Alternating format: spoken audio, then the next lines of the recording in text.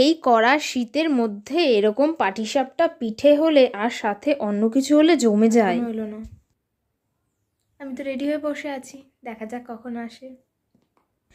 বৃহস্পতিবার রাত্রে ঘুরতে যাওয়া থেকে শুক্রবার দুপুরে লাঞ্চের মেনু সাথে রাত্রে অনেক পিঠে পুলি সবটাই তোমাদের সাথে শেয়ার করলাম, দেখতে থাকো। হ্যালো ফ্রেন্ডস, কেমন আছো সবাই? গুড ইভিনিং, শুভ সন্ধ্যা। 8টার বেশি বাজে, তো অনেক জায়গায় এখন রাতই বলা চলে। তো আমাদের এখানে তো মানে আমার শ্বশুরবাড়ির এখানে তো এখনো পর্যন্ত সন্ধ্যাই হচ্ছে। তো ভেবেছিলাম আজকে আর ভিডিও করব না, আর কি সেরকম কোনো ইচ্ছাও ছিল না। আজকে বৃহস্পতিবার, 2 জানুয়ারি। ও সবার প্রথমেই হ্যাপি নিউ ইয়ার, সবাইকে হ্যাপি নিউ ইয়ার। সবার নতুন বছর অনেক ভালো কাটুক। নতুন বছর নয়, সারা বছরটাই ভালো কাটুক, আনন্দে কাটুক। আর সবসময় প্লেন যেতেই আছে, কি আর বলবো। তো কাল তো ভিডিও করেছিলাম, হ্যাঁ কালও ভিডিও করেছিলাম, কিন্তু সেটা ছোটোখাটোই হবে হয়তো, মানে যখন এডিট করে আমি দেব সেটা আর কি পরে আসবে। তো তাই আগে থেকেই বলে দিচ্ছি এই ভিডিওতে। তো এখন পুজো দিচ্ছিলাম, তাই এই যে এই সোয়েটারটা আমার বরের, কত বড়, ধোয়া নেই আর কিছু। আর এই ঠান্ডার মধ্যে সোয়েটার না পরে পুজো দিতে বসা পাঁচালি পরা আমার একটু কষ্ট হচ্ছিল, তাই এটা আলমারি থেকে বের করে পরে গেলাম। টাটা, আবার পরে দেখা হচ্ছে। শীতের দিনে শীত না পড়লে বেশ জমে না ব্যাপারটা, তাই না বলো? তো চেঞ্জ করে নিলাম, সোয়েটার তো অবশ্যই পরতে হবে, জানোই, বুঝতেই তো পারছো, সবাই জানোই এখন জাঁকিয়ে শীত পড়েছে। বেরোবে বললো আমার বর, হঠাৎ কি এলো জানি না, পরশুদিন ঘুরে এলো ইকো পার্ক থেকে, আবার আজকে বলছে চলো একটু বেরোই। যাই হোক, আমারই ভালো, বেরোতে পারবো। তো রেডি হই পুরোটা, তারপর বেরোনোর সময় একবারে দেখা হচ্ছে আবার। সন্ধ্যাবেলা কিচ্ছু খায়নি, 8:30-এর বেশি বাজে, দেখি কিছু খায় নাকি। দেখো এখন রান্নাঘরে ভাত জল দিয়ে ডাল ওপরে দিয়ে রেডি করে রেখেছি, ওটা গরম করতে হবে। আর এই যে রুটি বানাচ্ছি, আমি আর আমার দেওর খাবো। তো সব বানিয়ে টানিয়ে রেডি করে রেখেই বেরোবো, একটু ঘোরাঘুরি করে এসে খাওয়া দাওয়া করে ঘুমিয়ে পড়বো। এই যে দেখো রুটি বানাচ্ছি। আমার শাশুড়ি মা এখনও দোকান থেকে আসেনি, আর পুজো দেওয়াও হয়ে গেছে, ওনার জন্য আজকের কোনো কাজই বেঁচে থাকবে না, শুধু গ্যাসটা ধরালেই ভাতটা গরম হয়ে যাবে।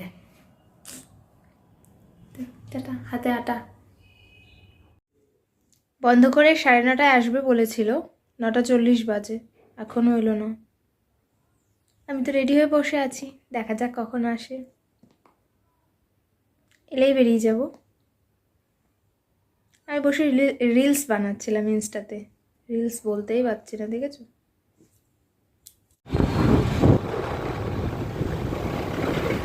ঠান্ডা।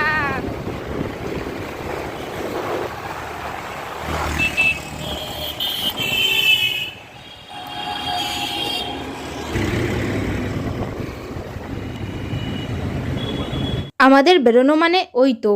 তো দেখো কোথায় গেছিলাম, রাস্তার ধারে একটা আইসক্রিমের দোকান থেকে একটা কুলফি নিয়েছিলাম, পাঞ্জাবি কুলফি, যেটা আমার ইকো পার্ক গিয়ে খেতে খুবই ইচ্ছা করছিল, তো খাইনি। আর এরকম কনকনে ঠান্ডার মধ্যে কারা কারা আইসক্রিম খেতে পছন্দ করো অবশ্যই কমেন্টে জানিও কিন্তু। তো তারপর চলে এসেছিলাম বাড়িতে, বাড়িতে আসার পর খাওয়া দাওয়া করেও নিয়েছিলাম, আর ঘরেও চলে এসেছি, দেখো 11:20 বাজে।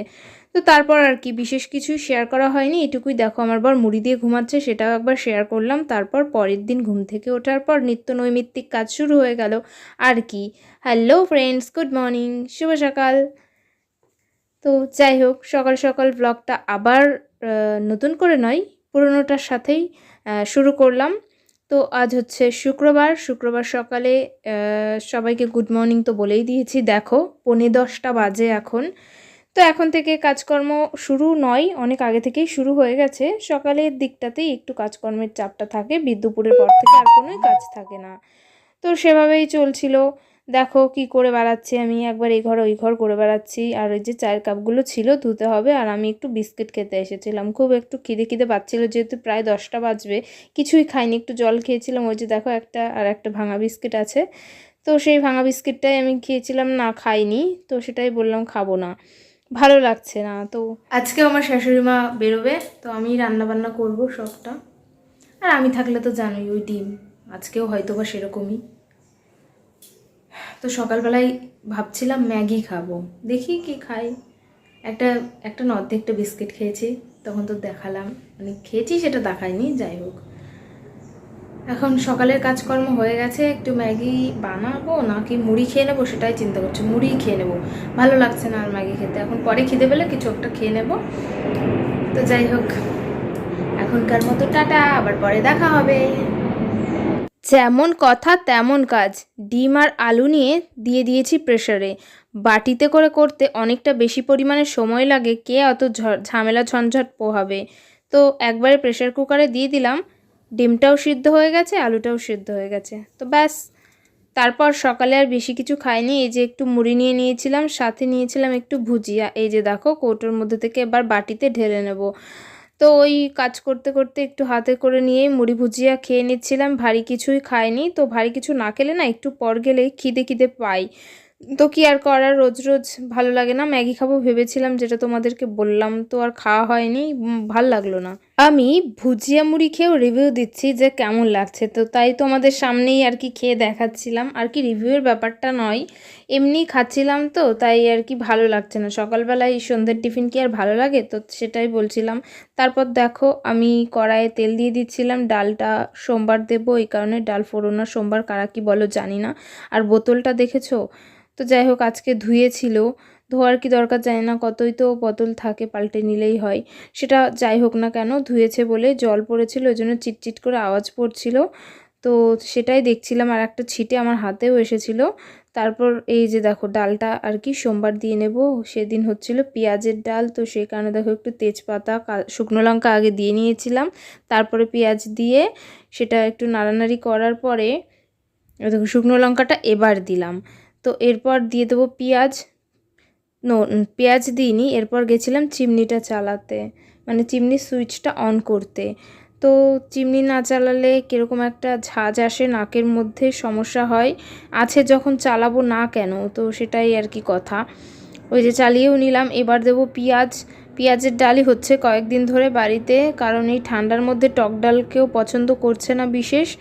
তো সেই কারণেই যা যেমন কথা তেমন কাজ করতেই থাকি। আর আজ রাতে আছে স্পেশাল পিঠে, যেটা ডিম পিঠে।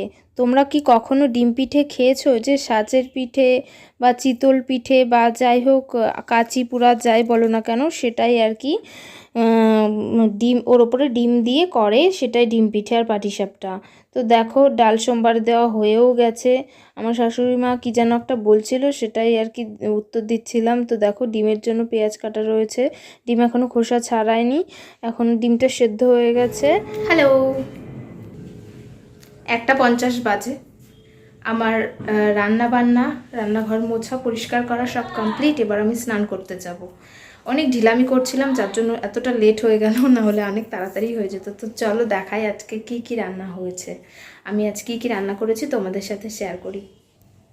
প্রথমেই আছে পেঁয়াজের ডাল, মুসুর ডাল পেঁয়াজ দিয়ে। তারপরে আছে ডিমের কষা, মানে আমি রান্না করলে তো ডিমের কষা বা কারি এটুকুই। আর আছে আলুর চোখা। মনে হচ্ছে ঝাল হয়ে গেছে, জানি না কি হয়েছে না হয়েছে। আর এটা কালকে নিরামিষ তরকারি একটু থেকে গেছিলো, সেটাই। আর ভাত তো হাঁড়িতে আছেই, ধোয়া উঠছে। তো এই যে রান্নাবান্না আজকের দুপুরের লাঞ্চের মেনু, সরি লাঞ্চ দুপুর তো একই ব্যাপার। তো আজকের মেনু এইটুকুই। টাটা, স্নান করে আসি। অনেকটা বেলা হয়ে গেছে, কেউ এখনো আসেনি। স্নান করে আসি, ততক্ষণে ওরা চলে আসবে। তারপর তো স্নান করে সবাই এলো, খেতে টেতে দিলাম, আমি খাওয়া দাওয়া করলাম, করে শুয়েছিলাম। ঘুম থেকে উঠে চলে এসেছিলাম রান্নাঘরে। মানে তার আগে আমার শাশুড়ি মা 2 কিলো চাল ভিজিয়েছে। ওনার মানে ক্ষমতা আছে। 2 কেজি চাল বাটলো। আমি অনেক মানে ধরো 1-2 বারের বাটা আমি চেলে দিলাম। তারপরে আমি এই যে নারকেলটা কুড়িয়ে দিল আমাকে পাটিসাপটা পিঠের জন্য, দুধ দিয়ে গুড় দিয়ে পুর বানানোর জন্য চলে এসেছিলাম রান্নাঘরে। আর এই যে দেখো আমার শাশুড়ি মা তখনও চাল বাটছিল, আর আমি ওইটা বানাচ্ছিলাম। পাটিসাপটার পুরোটাই আমি করেছি, আর ওই যে ডিম পিঠের পুরোটা আমার শাশুড়ি মা করেছে। এই যে দেখো পাটিসাপটাটা তাওয়ার মধ্যে করে নিচ্ছিলাম। তো ওই যে দেখো পুরটা রয়েছে, আর এই যে দেখো তাওয়াটা এইভাবে হাত দিয়ে এক হাত দিয়ে ঘুরিয়ে ঘুরিয়ে, এতটাও সময় নিই না, কিন্তু যেহেতু এক হাত দিয়ে ক্যামেরা ধরেছি তো তাই একটু টাইম লাগছে। আর বেগুন না থাকায় আলু আগের দিনের মতো আলু কেটেই নিয়েছি, তেল ঘষা নিয়ে কথা। তো যাই হোক, প্রথমে উঠছিল না, শুকনো লঙ্কা ভেজে নেওয়াতে উঠলো, এটা নাকি একটা ট্রিক্স। তো যাই হোক না কেন, আমি তো এভাবেই করি পাটিসাপটা পিঠে। আর তোমরা কারা কীভাবে করো অবশ্যই কমেন্টে জানিও। এভাবেই অনেকগুলো হয়ে গেছিলো, বেশ এক থালা আমাদের পিঠে হয়েছিল। আর নারকেলের পুর থাকলে আরও কটা হতো, আজকে আবার করতে হবে কয়েকটা।